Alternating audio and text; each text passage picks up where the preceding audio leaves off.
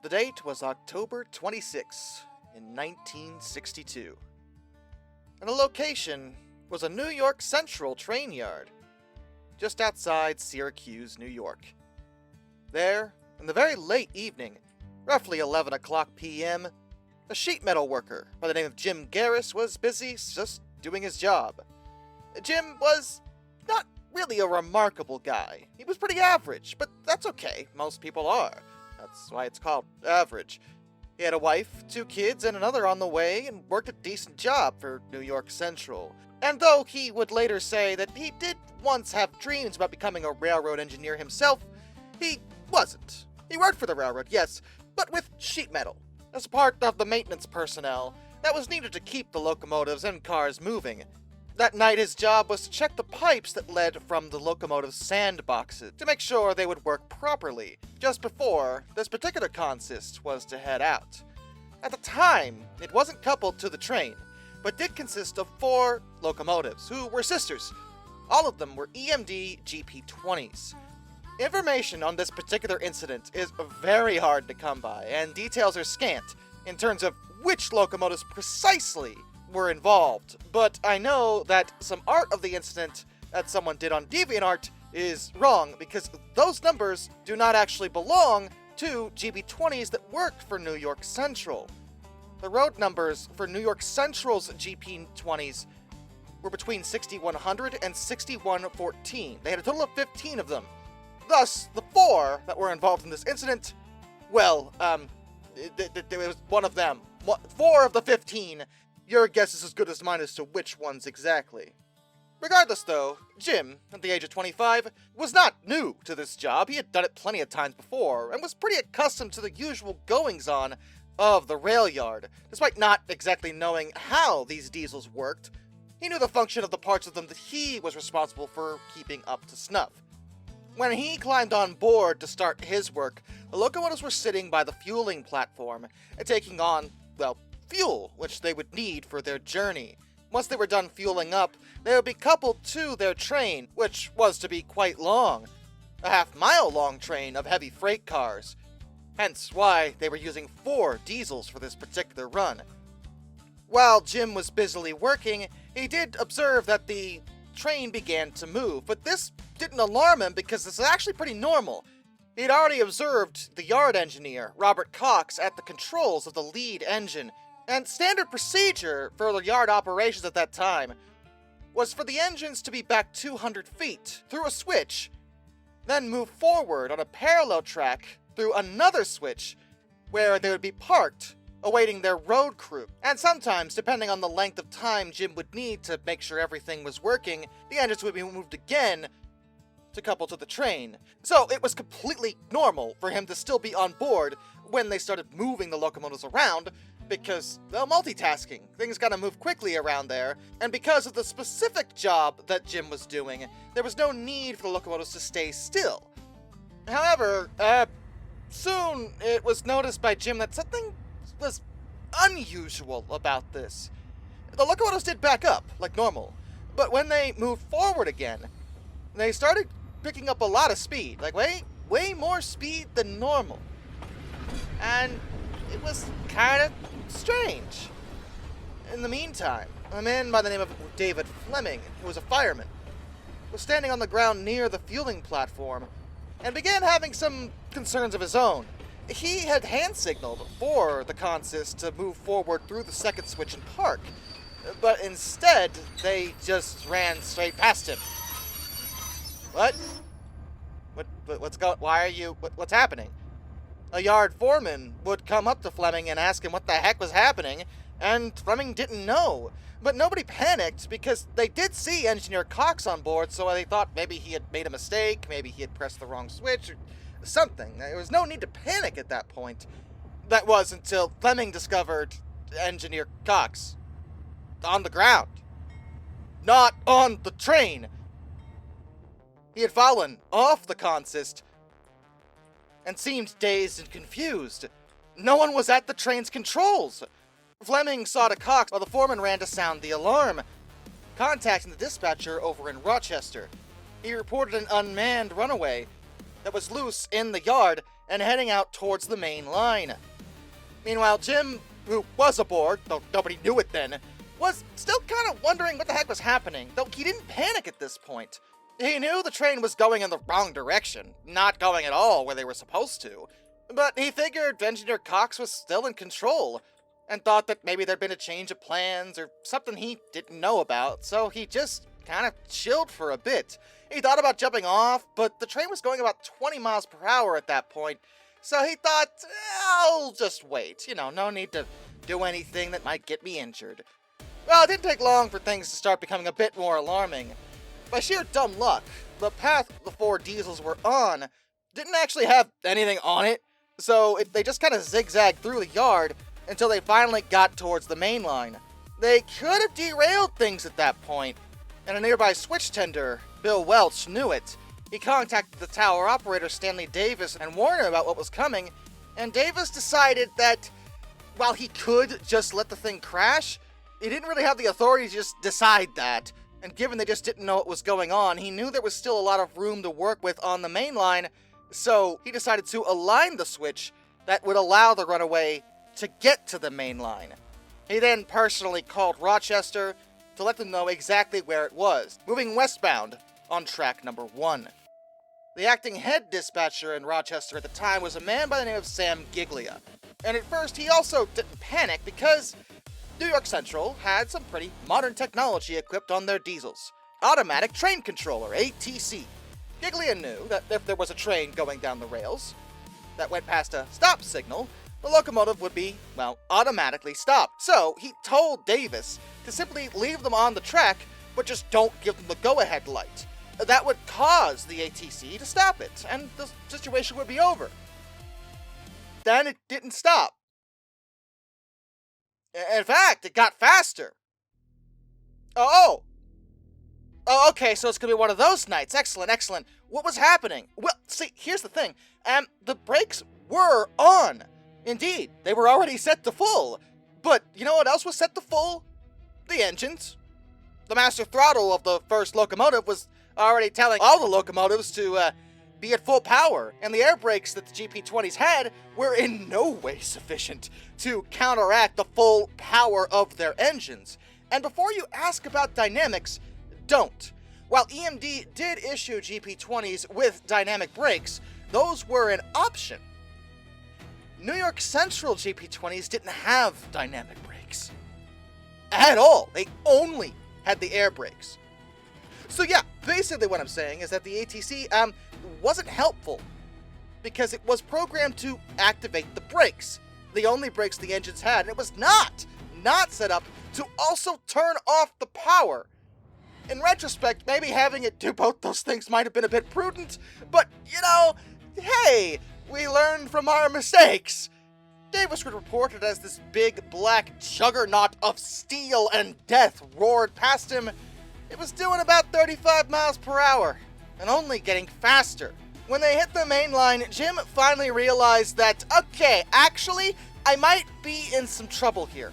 He was in the cab of the second engine of the consist, not the first, and he kind of figured that there must be no one on board because no one was stopping, no one was slowing down like this. Everything was out of control. The headlights weren't even on. He was on a runaway. And understand that Jim was, he was a railway man, but he wasn't an engineer. He wasn't a driver. He didn't know how to actually control these engines. He only knew what his job entailed. So when he looked at the controls of the diesel he was in, well, look at this. I'm sure a lot of you who are rail fans probably kind of know what you're looking at. You may know exactly what you're looking at and knew exactly what you needed to do. Jim was actually like most people who would look at this, and you might as well have been showing them Egyptian hieroglyphics. Like, this is all levers and numbers and things. Like, you don't know what this means. Most people don't know what any of this is, and Jim is like most people. He didn't know what any of this was. And his first thought was actually kind of panicky. He didn't really know what to do. He was stuck, and he decided to start looking around to try to find a safe place to sit and brace himself for a crash. But he also then observed that he was in the cab of a diesel locomotive circa the 1960s, and those cabs actually had mostly large levers and sharp edges and steel walls and really nothing soft at all. Over at the main track headquarters back in Rochester, the trainmaster, Richard McDonald, and the terminal foreman, Richard Douglas, were called in. They had been at home in bed to try to help out with the situation, while Giglia struggled to figure all of this out. Due to the modern technology they were working with, they did have a track circuit board that displayed the location of all the trains, and they already figured out exactly which one was the runaway, mostly because it was the one moving way faster than everyone else, and not scheduled. Giglia's usual job was to move trains back and forth between the lines, and normally he would have time to think and plan, but right now he didn't. He had to act quick and act with decisiveness. He worked with his second dispatcher, Bud Weaver, to try to reroute all the trains they could. There was a freight train, for example, that was on a collision course with it, so Giglia diverted that one onto track 2 and signaled for them to halt. Then he also decided to hold 2 passenger trains located in Rochester, and Bud Weaver proceeded to halt yet another passenger train and freight miles west of Rochester just in case the runaway got that far, because they had basically decided they were going to give this thing as much room as they possibly could, because, well, they couldn't control it, but they could control everyone else. So if they could just get everyone out of the way, that would give them a lot more breathing room to figure out what to do. And indeed, they were still trying to figure out what to do. The first thought was, well, just throw it off the line, get it into a siding and dump it. And that was considered. They were going to wait until it passed the town of Jordan, 20 miles down the line from where it got onto the main track in the first place. They could set a switch and throw it into the siding and off the line. But the problem with this decision is that not only could they in no way predict where it would crash once it got off the line, and that was still close to where people lived and things were that it could hit and explode, like it wasn't necessarily a great idea, but there was also the chance that it could just jump over the switch entirely, destroying it, possibly destroy the main line, or even just keep going, given its speed, which was still only increasing, estimated to be approaching 70. The idea of using any kind of switch to move it was not really something they could consider. It was just going too fast. You can't just enter a railroad switch at speed. You can't do it. I mean, you can, but it's going to result in really bad things. Because they'd given themselves so much room by moving all the other trains, they decided it would be better to wait and think about something that didn't involve just crashing. Like maybe they didn't have to crash it. And at this point, they actually didn't believe anyone was on board. It had been reported as an unmanned runaway. So they weren't necessarily worried about getting anyone killed, at least when it came to anyone being on the train.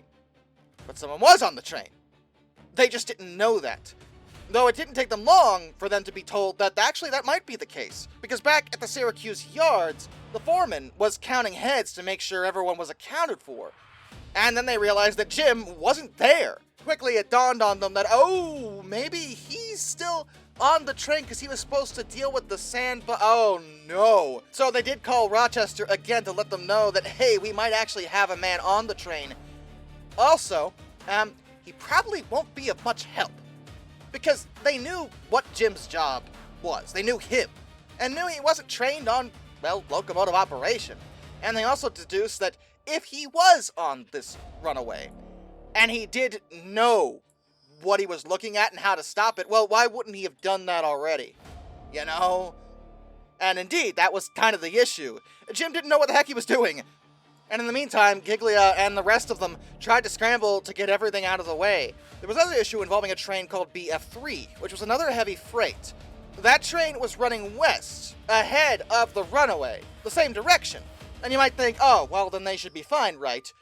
No, because the runaway was going way faster than that heavy freight. Like, way, way faster. Basically, if they didn't move BF3 out of the way, the runaway was going to slam right into them. So they diverted BF3 onto a siding near Newark. It's a good thing they did, because only minutes after they got that heavy freight off the line, the Juggernaut roared past. Giglia himself would later say he'd never seen the lights on the circuit board move as fast as they were moving when it came to tracking this runaway.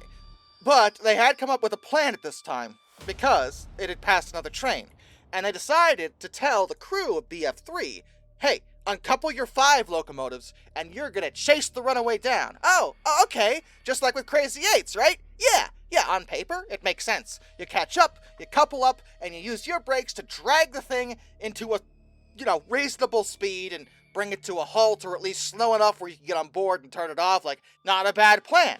Problem. The runaway was moving so outrageously fast that the crew of the BF3 didn't catch up to it. They had no hope of catching up to it. They couldn't even come close to as fast as that friggin' train was going. They never even got it back in sight. Doing some rough calculations, the officials back in Rochester quickly figured out what the problem was. The runaway was approaching 90 miles per hour, which GP20s are only rated at 65. Like, what the heck is happening here? Obviously catching up with it, with that consist in particular, was not an option.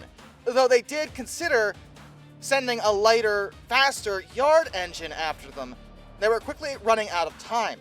Not because they were in danger of hitting any more trains, but because of the track itself. The line passed through Rochester, and at one part of the line there was an elevated track that passed above Allen and Industrial Streets, which sat on a 20-foot high cinder embankment. That particular bit of track also was a sharp curve. There was a speed restriction in that area, for obvious reasons, and it was not thought any train would remain on the rails if it was going faster than 45 miles per hour. Given the runaway was believed to be doing double that, it was a safe bet that this thing was going to fly off the track and slam into whatever was in the area. Granted, they figured that spot wouldn't have that many people there at that hour, given how late it was, but the problem was that, well, people could be in their homes, because there were at least 3 private homes there. Also, there was a soap and chemical factory, which might have explosives in it. Really, this was getting very, very alarming, and sending the lighter yard engine after it was their last-ditch effort to avert this. But in the meantime, Jim began to gather himself. He had panicked at first. He didn't know what to do. He didn't know how to do anything. He freaked out. And that's a very human reaction. Most people aren't men of action who will immediately take charge and, yeah, ooh-rah, gotta do this right now. No, Jim was a sheet metal worker. He was a normal guy. But in times of crisis, sometimes it's the normal people that can step up and do remarkable things. And Jim decided to pull himself together and, maybe try not to die. Remember, he had a wife, 2 kids, and a baby on the way. He had a good job, and he was only 25 years old. Jim still had a lot of life to live, and while he fully began to accept that he might soon die, he wasn't going to go down without trying to avoid it. So he ignored the fear and decided to take a real good look at the controls that were before him. It was all a bunch of stuff he didn't recognize. But he did have some rudimentary knowledge of how these diesels worked, and he remembered from an older model, that one of the horizontal levers was usually the throttle. He also remembered in an older locomotive that there was a release button in order to move the throttle. He couldn't find that button, so he figured, what the heck, he just tried pulling what he thought was the throttle. And it moved. Oh, okay. Well, that worked out. Except it didn't actually do anything. Nothing did anything. It began to move all the levers. Just press every button! Ah, the heck with it. And none of them actually did anything. Doubtless some of you, who are again rail fans and know how this works, already know what the problem is, but Jim didn't. Because these diesels were set up in a consist for multi-running, they were in a master and slave setup. The lead engine, the one in the front, was controlling the other 3. And the other 3 had no power to tell the one in the front what to do. Since Jim was in the number 2 engine, he couldn't actually do much that, would change his situation at any point, with the exception of one thing. He finally found a switch that was marked EMG.run, or engine run. He turned that off, and indeed, that overrode everything. The engine of the diesel he was in shut down. He sensed some relief in realizing that he was actually on the right track in order to possibly survive this ridiculous situation. But belief turned into some more concern as he finally noticed that he'd only turned off the diesel he was in, not the other three. And since he had pressed every other button and moved every other lever, common sense dictated that, oh, okay, I actually need to be in one of the other diesels to do anything. And that meant he would have to get out and walk along the pathway to get to the other engines, while they were traveling down the line at least 80 miles per hour, give or take. This was not an easy thing to do, but he had to do it. He moved to the front of the diesel he was on and looked down the middle to where the coupler was. He noticed a pretty big electrical cable, which was called a jumper, that led into the lead locomotive. He decided to just pull that out because he was just doing whatever. Man was over it. Jim was like, I will break everything I touch now, because if I go down, at least I'm gonna go down fighting, you know? But that actually worked. The speed dropped some more. No, he didn't actually know why. He was just happy it worked. Then he decided to retrace his steps and go backwards towards the two diesels in the rear. He went to the number 3 engine, shut it off, and then did the same to the number 4 engine, but by that point he realized that they weren't slowing down, and that's because going backwards had been a bit of an error on his part. Not because, he would have known any better, but because the lead engine was in control. Well, basically, the umbilical he ripped out, the cable, was the thing that was allowing the lead engine to tell the other diesels what to do. When he pulled it out, the two diesels in the back had already stopped. There was no reason for him to go back there. All he had to do to finally slow down was to jump in the front and end all this madness. But he didn't know that, so he kind of wasted time going back there. But he still had time to get back up to the front, which is exactly what he did.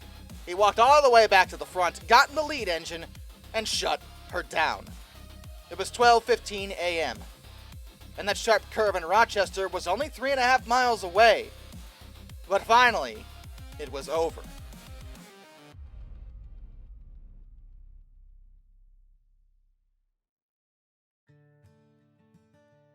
The 4 diesels were no longer at power, and they began to slow down. But the problem was that their brakes were toast. They had burned through them completely. But fortunately, there were no steep slopes, at least not heading in the direction of Rochester. It took some time for the train to slow, but eventually it did slow enough to where Jim could swing down to the ground and relax for a second, though he then noticed that the train, when they stopped, actually began to come backwards again because they were going uphill. Jim decided that it was his responsibility to make sure that these locomotives didn't hurt anybody, so he grabbed some ballast rock and put it on the rails to act as a barrier. The diesels were going slow enough that this worked. The rocks crumbled but held them. And finally, everything was over. The story is a true one, but largely forgotten. It's not very well documented, and the aftermath is suspiciously unknown. It's not clear, from any available sources, what happened to Engineer Cox. Why had he fallen off the train to begin with? It seemed that he suffered some kind of medical emergency, but the details of that, or his exact fate afterwards, are unknown. Jim himself was hailed as a hero for his actions, and naturally wasn't penalized because he had done nothing wrong. And New York Central was especially thankful to him because he had gone above the call of duty. As for the 4 locomotives involved, their fate, is known, but only because, of the surviving GP20s that exist now, none of them were New York Centrals. Not a single one.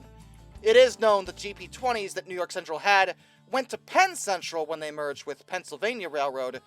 Then when they failed and Conrail took over, they went over to Conrail, and they would have been scrapped sometime, probably in the 1980s or so, maybe late 70s. But a few of their sisters from other railways remain, just none of them. And again, I don't even know which numbers specifically were involved. There's a lot of mystery surrounding the incident, but either way, it's doubtful that Jim Gerace ever experienced such excitement in his life ever again. But honestly, I think he was happy with that, And if this story sounds at least a little bit familiar to you, That's because it was the basis for the 1985 action thriller film, Runaway Train. The film takes many, many, many liberties with the actual story since, well, there weren't any escaped convicts on board the actual runaway train, and the train was, stopped, whereas in the film it definitely wasn't, but hey, it was a good movie. It was a good movie. Till next time, this is Darkness, and I bid you all a fond farewell.